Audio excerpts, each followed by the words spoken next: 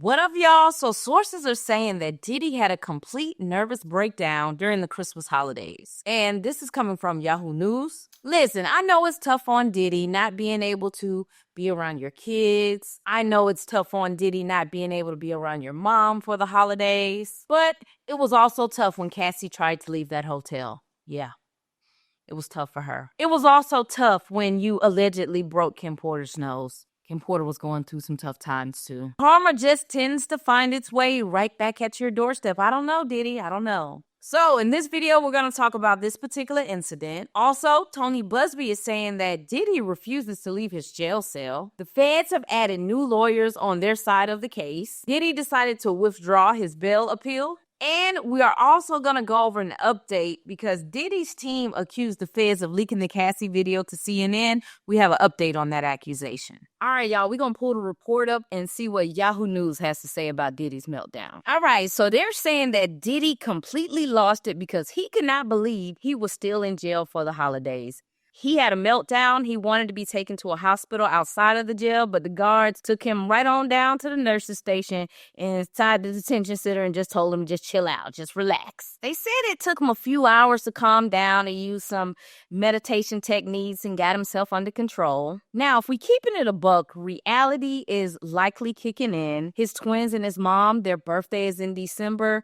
Mom just turned around 84 years old. Daughters just turned 18, so yeah, I know he's going through it at the moment. You're thinking about all that time that you're losing out, and they said being in jail for the holidays for Diddy was just a complete nightmare. He just was not with it. Now, it's also being reported, another thing that kind of led to his meltdown is he's trying to figure out, like, how am I not out of jail? Because he's probably seeing how Jay-Z's lawyers is out here shaking and moving. He's trying to figure out, all right, why y'all ain't moving? Like Ho's attorney, like what's going on? But I think Diddy has to realize it's only so much the attorneys can do at the moment. They can try to, get you out on bail. They can try to find all these little technicalities. But at the end of the day, hey, man, you got shut down by like 2 or 3 judges. It's not really too much they can do. So you just gotta put your seatbelt on, buckle down, and just get ready to get prepared for your case. Now, after it was reported he had a breakdown, 24 hours later, we got news from Tony Busby's team saying that Diddy refuses to now leave his jail cell.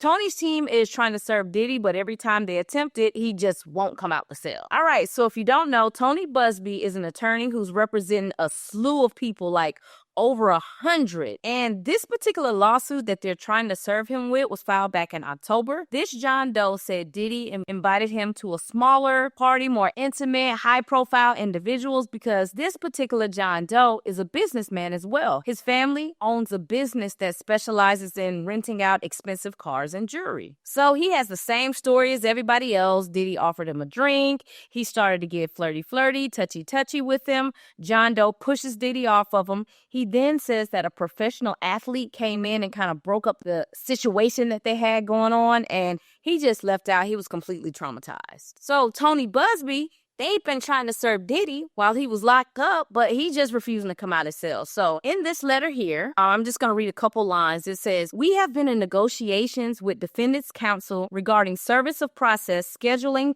and case management across numerous related actions and have faced delays caused by defendant Combs' refusal to leave his cell to accept service." So they're pretty much telling the judge, like, look, I know we got a hearing scheduled in January, but we really need to push this off because we're having a hard time getting Puffy to come out of his cell to just accept the lawsuit. Now, I ain't never been in jail before, so I don't know how it works. But are y'all telling me they have to serve him in jail and he has to physically touch the papers? Because if it were me, I'd just throw the damn papers in the jail cell so quick and be like, boy, get these documents and we just finna move on. I ain't got time to be trying to get you to come out and grab the documents. But hey, we'll see what the judge says if he allows them to kind of push the meeting off a little bit further. All right, let's get into some news I did not cover from a few weeks ago. All right, so I'm rarely wrong about a lot of these legal cases, but I can admit I was wrong and I completely miscalculated Diddy. I thought he would continue to fight for bail for at least one more time. But no, in a shocking turn of events, he withdrew his bail appeal. He said, I'm tapping out. I ain't trying to get bail no more now. I was wrong because I just knew Diddy would try to fight for bail to the end of it. But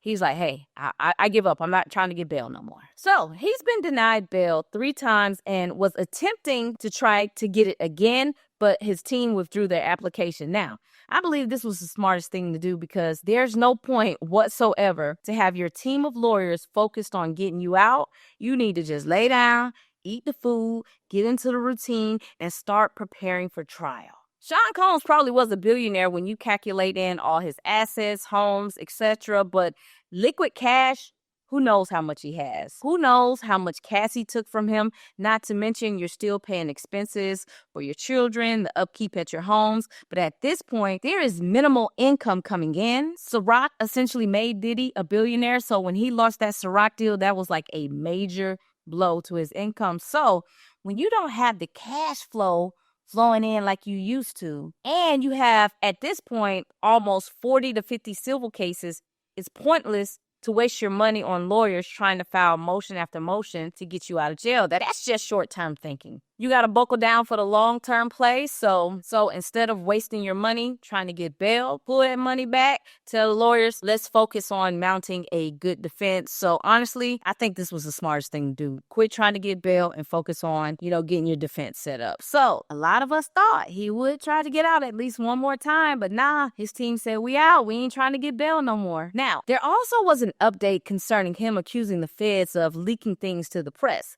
His lawyer accused the prosecution team of giving CNN the Cassie video. The feds was like, we didn't give them that video. We saw it when everybody else saw it. So they pretty much signed a legal document saying that they didn't leak this information and handed it over to the judge a few weeks ago. After reviewing the information from the feds and the defense, the judge stated Diddy's request to have a hearing concerning this leaked information was denied. The judge pretty much stated, look, you don't have no proof whatsoever that the prosecution team leaked this video to CNN. And Diddy's team was like, we know Cassie didn't leak it because we just paid her off, so she had no incentive to leak it. That's kind of crazy because y'all don't know what is going through Cassie's mind, and maybe she did leak it, who knows? But this is their justification for saying that the feds did it. They're like, hey, we know Cassie didn't do it, and we know a random person didn't just leak the tape to CNN because they just would have sold it to someone like TMZ. They wouldn't have just gave it away. Long story short, Diddy nor his team have no idea who gave the tape to CNN. So the judge was like, if y'all don't have no proof, go ahead and throw this out. Quit trying to fight this because the feds say they did not leak that tape, and you ain't brought nothing to the court proving that the feds did it. So let's just move on. The judge said move on from this. There's also been new prosecutors added to the case. The feds are loading up. They just recently added Maurene Comey to the team.